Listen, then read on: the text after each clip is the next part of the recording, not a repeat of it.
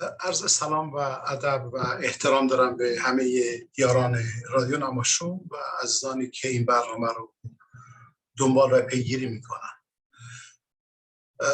آقای فلاحی عزیز یک یادآوری کردم به بنده در خصوص تصمیم اخیر دولت انگلستان برای انتقال پناهندگان یا تعدادی از پناهندگان از انگلستان به رواندا و گفتن که این برخلاف مقررات حقوق بشری است و نظر شما چیست؟ تشکر میکنم. ببینید اجازه فرمایید تا موضوع اینطوری بهش نگاه بکنیم. اگر که ما بخواهیم توضیح بدهیم که آیا کاری که دولت انگلستان داره انجام میده قانونی هست یا نه، آیا چه ابعاد سیاسی فرضاً بر اون مترتب هست، ناگزیر هستیم که سنگ بنای اندیشه رو بر مقاوله‌نامه پناهندگان مصوب سال 1951 سازمان ملل متحد قرار بدیم. خب در اون سالهای بعد از جنگ جهانی دوم، تقریبا 6 سال بعد از جنگ، این امکان وجود داشت. شاید مشاهده میشد که کسانی از کشورهای دیگر سعی میکنن که پناهنده بشن به کشورهای پیشرفته. البته باید در نظر داشته باشیم که 1951 سالی هستش که هنوز استعمار حضور مستقیم در دنیا داشت در اون زمان و شتاب پناهندگی یا درخواست پناهندگی یا اسایلوم سیکینگ مثل امروز نبودش. در سال 1951 این مقاوله‌نامه تصویب شد. من از عزیزان تقاضا میکنم که یک نظری داشته باشم به متن مقاوله‌نامه یا کنوانسیون. ماده 1 کنوانسیون میگه که هر کسی که در کشور خودش محل در واقع اذیت و آزار واقع بشه، زندگیش در خطر بیفته، آن کشور رو ترک بکنه و از کشور دیگری درخواست پناهندگی داشته باشه، اون فرد مسیح به عنوان متقاضی پناهندگی تقاضاش پذیرفته بشه. البته اینجا ما نیاز هست بین اسایلوم و رفیوجی دو نوع پناهندگی در واقع بچه تفکیک قائل بشیم. یه موقع هستش که فرد تقاضا میکند برای ورود به کشور یا وارد کشور میشه و تقاضای پناهندگی میکند. این یک نکته هستش. بعد در مرحله بعدی تقاضای اون فرد مورد رسیدگی قرار میگیره. کنوانسیون حقوق پناهندگان تاکید رو به خصوص در بخش دوم گذاشته است. بخش اول، یعنی کسانی که در جستجوی پناهندگی هستن، طبیعتا حقوقشون به موجب اعلامیه جهانی حقوق بشر رسما به رسمیت شناخته شده، اما اعلامیه واضح و گویا نیست و در واقع نمیتونه به طور کامل جزئیات موضوعات مربوط به پناهندگی رو توضیح بده. اما بخش دوم، یعنی زمانی که فردی وارد یک سرزمینی میشه یا میخواد وارد یک سرزمین بشه از طریق دریا، حالا هر نوع مرزی که باشد، اون فرد تقاضای پناهندگی بکنه، این بحث در متن کنوانسیون یا مقاوله‌نامه حقوق پناهندگان به صراحت ذکر شده و توضیح داده شده.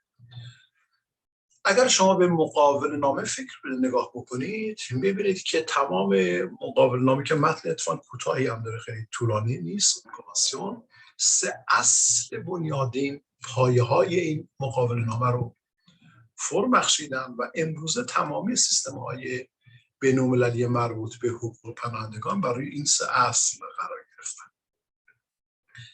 اولین اصل عدم تبعیض است، non-discrimination. مقاوله‌نامه در واقع بیان می‌دارد و کشورهای جهان را همه را موظف می‌سازد که برای رسیدگی به حقوق پناهندگان صرف نظر از هر نوع ویژگی مذهبی، جنسی، فرهنگی، ملی، مربوط به نژاد و غیره به اصطلاح رفتار بکنند. یعنی به هیچ عنوان هیچ نوع تبعیضی رو نمیشه در مورد اون افراد برقرار کرد.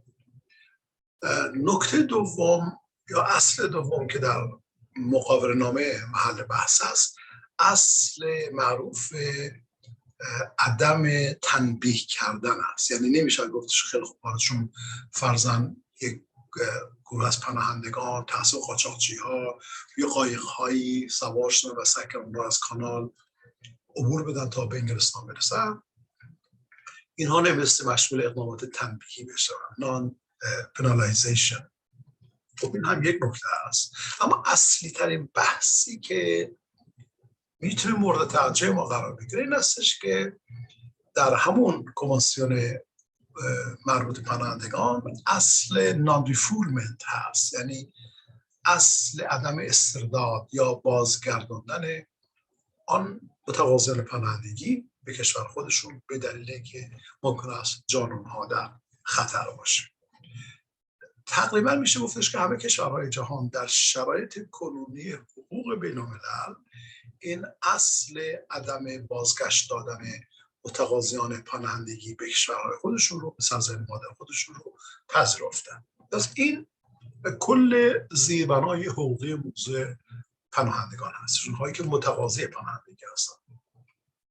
البته به خاطر یک سری نقایص مفهومی که در اون مقابله‌نامه وجود داشت و اینکه مقابله‌نامه مصوب سال 1951 هست، در سال 1976 یک پروتکلی منظم شد به معاهده، ببخشید به اون مقابله‌نامه یا کنوانسیون که رو کامل‌تر کرد و تعریف پناهندگی رو مشمول یک نوع ویژگی‌های جهان شمولی قرار داد. هر کسی که احساس می‌کنه که جانش در خطر است و از کشور می‌گریزه، حالا به هر شکلی، به دلیل مذهبی، به دلیل فرهنگی، حتی به لحاظ جنسی، مثلا LGBTQ مثال دارم، اینها واسطی در واقع تقاضای پناهندگیشون مورد توجه قرار بگیره و از درون یک مجرای صحیح به اصطلاح عبور بکنه. البته خود مقابله‌نامه و پروتکل و گزارشات تکمیلی متعددی که توسط کمیسریای عالی امور پناهندگان انتشار یافته است، حتی نمونه‌هایی از این کارها رو ما در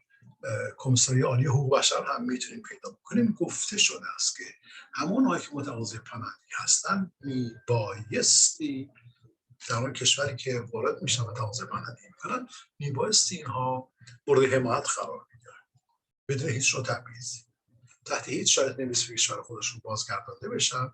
اینها مثل حق کار کردن داشته باشن، حق دسترسی به فرزند آموزش ابتدایی داشته باشن و از همه مهمتر این که بتونن در مسیر یک فرآیند قضایی کاملا منصفانه و شفاف برای تقاضای پناهندگی خودشون قرار بگیرن. اینها توافقاتی است که زیربنای حقوق بین‌الملل امروزی رو به وجود آورد. بنابراین عرض می‌کنم که به لحاظ حقوقی ما بیش از اینکه بخوایم امور پناهندگان رو به حقوق بشر مربوط بدانیم، ناگزیر مثل در متن حقوق بین‌الملل قرار بدیم. خب این کل داستان حقوقی قضیه. اما به لحاظ عملی اگر که ما برگردیم مقداری به عقب‌تر به تاریخ نگاه بکنیم، مثلا می‌بینیم که در حوالی 1986 دولت دانمارک یک پروپوزالی رو به مجموعه سازمان ملل متحد تسلیم کرد و خواهان شد که آفشور پروسسینگ سنترز ایجاد بشود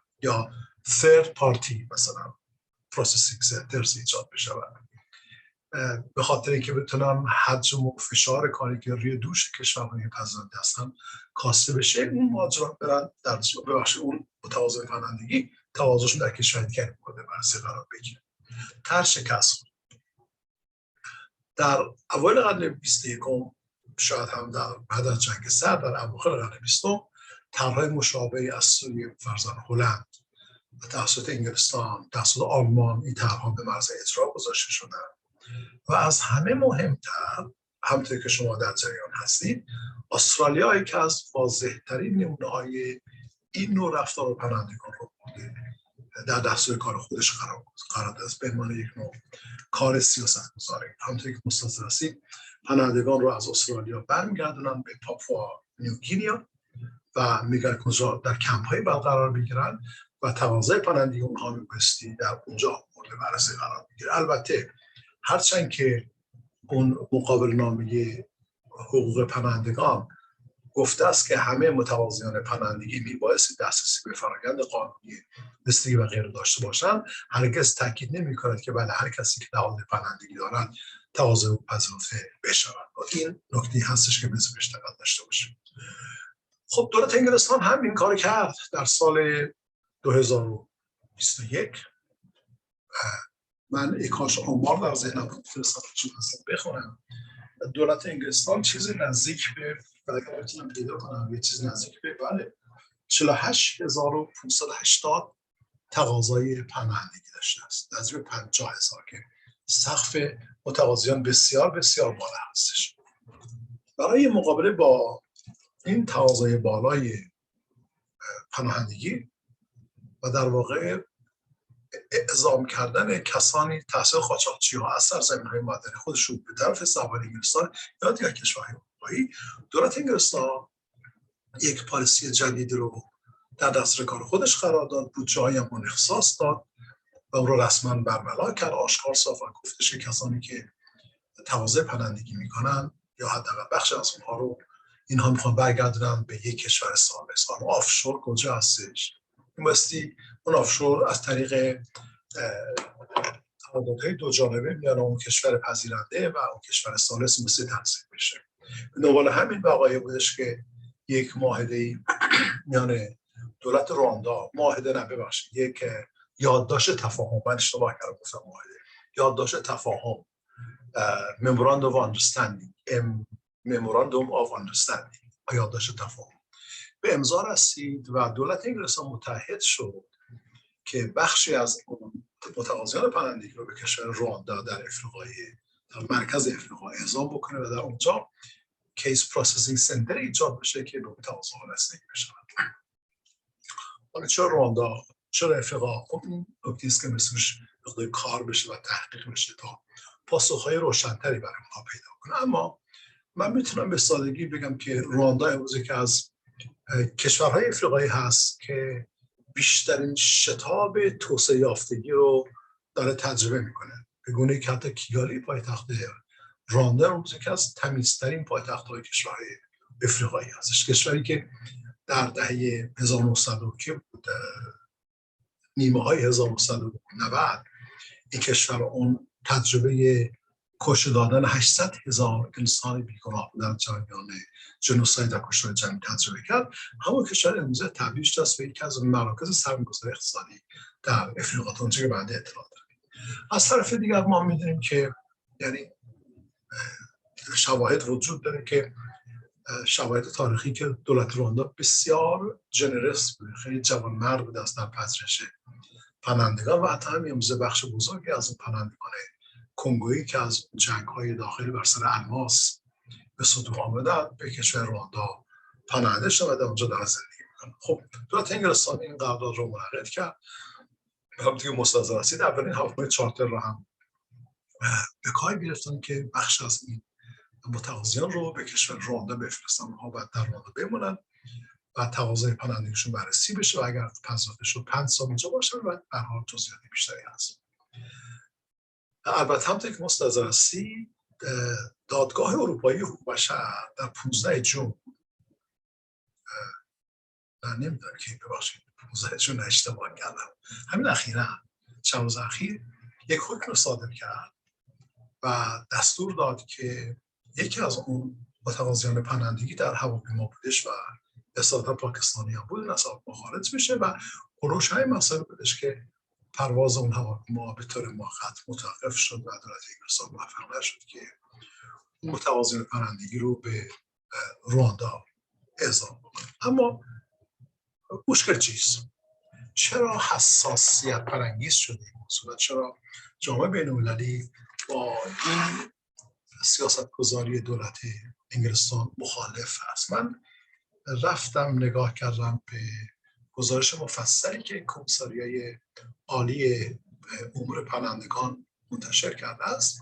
بخش از اونها رو گرفتم خیلی ساده در چند جمله یادداشت کنم خدمت شما عزیزان توضیح بدم برای اینکه بدانیم چرا میگویند سیاستگذاری دولت انگلستان غیر قانونی است. در درجه اول اصلی ترین مسئله شاید این هستش که وقتی که دولت انگلستان میگه که ما با رواندا در راستای توسعه اقتصادی یک یادداشت تفاهم در واقع امضا کردیم، ما به رواندا کمک میدیم که فرضاً به این تقاضای پناهندگی رو پروسس بکنه و غیره، به درستی و به خوبی مشخص نیست که آیا رواندا که دارای سابقه بسیار جوانمردانه‌ای در احترام به حقوق پناهندگان بوده است، آیا آن کشور ضرورتاً قواعد حقوق بشری را نیز به رسمیت میشناسد یا نه.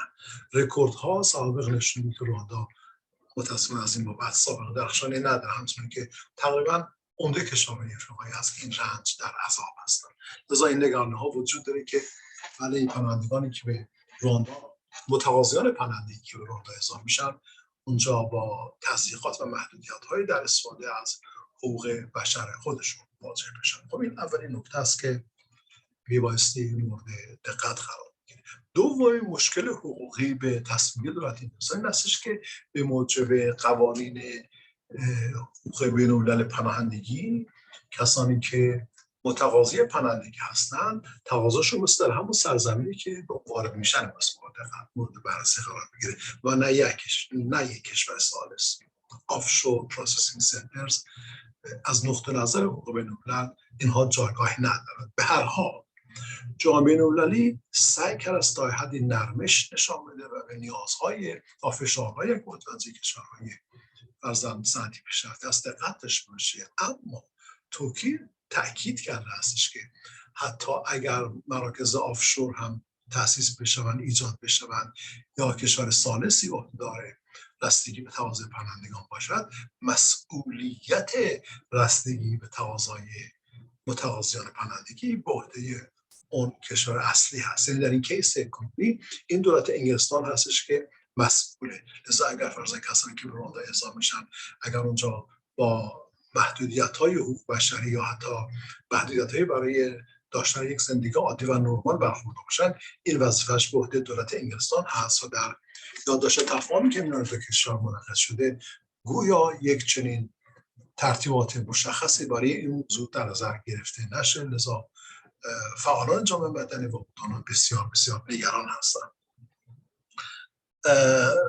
سومین نکته‌ای که مورد دقت قرار گرفته در آن تاکید میکنه این استش که بر اساس یادداشت تفاهم مذکور مکانیزم‌های اجرایی دقیق و عملی انتقال اون متقاضیان پناهندگی از انگلستان به رواندا کاملا توضیح داده نشده و ابهامات بسیار زیادی وجود داره و در نهایت یک کانسرن دیگری هست، یک نگرانی دیگری هستش در خصوص انتقال این افراد به رواندا و اون نگرانی ناشی هستش از اهمیت اصل عدم بازگرداندن اون متقاضیان پناهندگی به کشور خودشون. باز این نگرانی همچنان وجود داره که ممکن است تحت شرایطی به نحوی ببینی فرآیند رسیدگی با دقت کافی انجام نشه یا فشارهای روی اونها وارد بشه و غیره و اینها رو به سرزمین مادر خودشون، یعنی در جایی که جان اونها در خطر هستش، ممکنه بازگردانند. لذا در متن یادداشت تفاهم میان دولت انگلستان و دولت رواندا حساسیت بسیار زیادی هست در خصوص نحوه اجرایی ساختن همان اصل نان ریفولمنت، اصل یا قاعده عدم بازگرداندن آن پناهندگان به سرزمین‌های مادری خودشون. من بخوام خلاصه بکنم، زیاد هم صحبت شد، به لحاظ حقوقی از دیدگاه حقوق بین الملل حتی اگر دولت مثل انگلستان، مثل استرالیا یا دیگر کشور دیگری بخواهند اون پروسسینگ سنتر خودش رو آفشور کنن، ببرن توی کشور ثالث قرار بدن، این رو جامعه بین‌المللی داره میپذیره که این کار انجام شدنی هست. اما مهم این هستش که بسیاری این کشورها مسئولیت انجام همه اون رو به طور کامل به عهده بگیرن که به نظر نمیرسه که هیچ کدوم از اینها هیچ مسئولیت رو عهده‌دار شده باشن. به همین دلیل من تصورم اینه که با قید احتیاط و شرط البته عرض بکنم که آنچه که داره اتفاق میفته در استرالیا، آنچه که دولت انگلستان تصمیم داره انجام بده، این میتونه نقض پاری از اصول و قواعد بنیادین جهان شمول حقوق بین‌المللی و به ویژه حقوق پناهندگان باشد. امیدوار هستم که این موضوع در یه حدی من تونسته باشم برای شما دوستان عزیز توضیح بدم. روز شما بخیر هر کجا که هستید و خدا هم نگهدار همه شما.